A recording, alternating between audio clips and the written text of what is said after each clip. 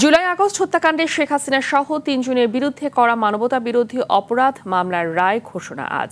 বিচারপতি গোলাম মর্তুজা মজুমদারের নেতৃত্বাধীন ৩ সদস্যের আন্তর্জাতিক অপরাধ ট্রাইব্যুনাল ১-এ রায় ঘোষণা করা হবে, যা সরাসরি সম্প্রচার করবে বাংলাদেশ টেলিভিশন। একই সঙ্গে সংস্কৃতি মন্ত্রণালয়ের উদ্যোগে ঢাকা শহরের বেশ কয়েকটি জায়গায় বড় স্ক্রিনে সরাসরি দেখানোর কথা রয়েছে।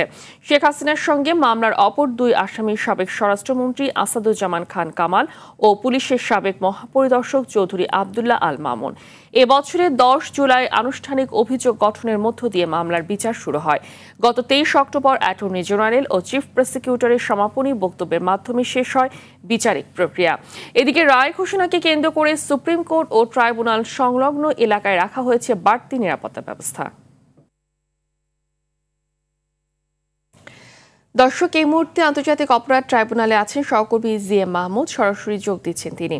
মাহমুদ, কখন নাগাদ রায় ঘোষণা হতে পারে এবং সেখানকার পরিস্থিতি কেমন দেখছেন জানাবেন।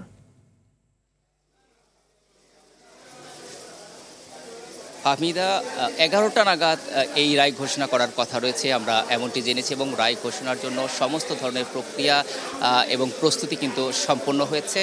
এখানে এজলাস তৈরি রয়েছে এবং আপনাকে জানিয়ে রাখি যে এই মামলার ৩ নম্বর আসামি এবং রাজসাক্ষী সাবেক পুলিশের মহাপরিদর্শক চৌধুরী আবদুল্লাহ মামুনকে হাজির করা হয়েছে অল্প কিছুক্ষণ আগে। তাকে হয়তো কিছুক্ষণের মধ্যেই এজলাসে তোলা হবে এবং সেখানে কিন্তু অর্থাৎ আবদুল্লাহ মামুনের উপস্থিতিতেই এই রায় ঘোষণা করা হবে। ৩ জন বিচারপতির প্যানেলে কিন্তু এই রায় ঘোষণা করা হবে এবং রায় ঘোষণাকে কেন্দ্র করে কিন্তু সব ধরনের বাড়তি নিরাপত্তা ভেতরেও নেওয়া হয়েছে। আপনি দেখতে পাচ্ছেন এখানে গেটের মধ্যে কিন্তু এপিবিএন পুলিশের উপস্থিতি রয়েছে এবং একদম কড়া নিরাপত্তা এবং তল্লাশি করে কিন্তু ভেতরে ঢোকানো হচ্ছে। এই মুহূর্তের যে অবস্থা দেখছেন, ট্রাইব্যুনাল ঘিরে এক ধরনের উত্তেজনা বিরাজ করছে। মানবতা বিরোধী অপরাধের এই প্রথম কোনো মামলা, যেটি গণ অভ্যুত্থানের মামলা, এই মামলার রায় হতে যাচ্ছে এবং ৩ জন আসামি এবং ৩ জনকে কিন্তু সর্বোচ্চ নির্দেশদাতা হিসেবে এখানে আসামি করা হয়েছে। তো সেই লক্ষ্যে এই রায়টা আসলে অত্যন্ত গুরুত্বপূর্ণ বিবেচনায় কিন্তু এই রায়কে ঘিরে এ ধরনের বাড়তি প্রস্তুতি কিন্তু সম্পন্ন হয়েছে। আপনি জানেন যে এই রায় কিন্তু সরাসরি সম্প্রচার করা হবে বাংলাদেশ টেলিভিশনে।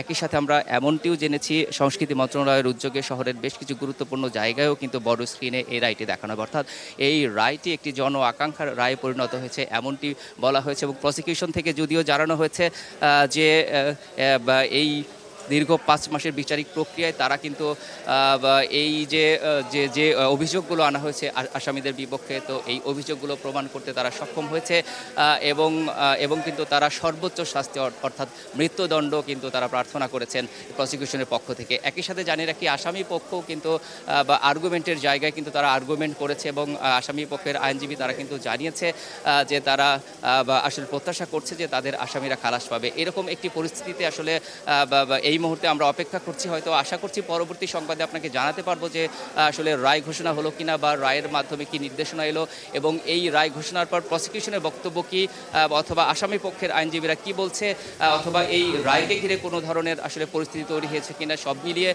আমরা আসলে অপেক্ষা করছি। পরবর্তী সংবাদের মাধ্যমে আপনাকে জানাবো।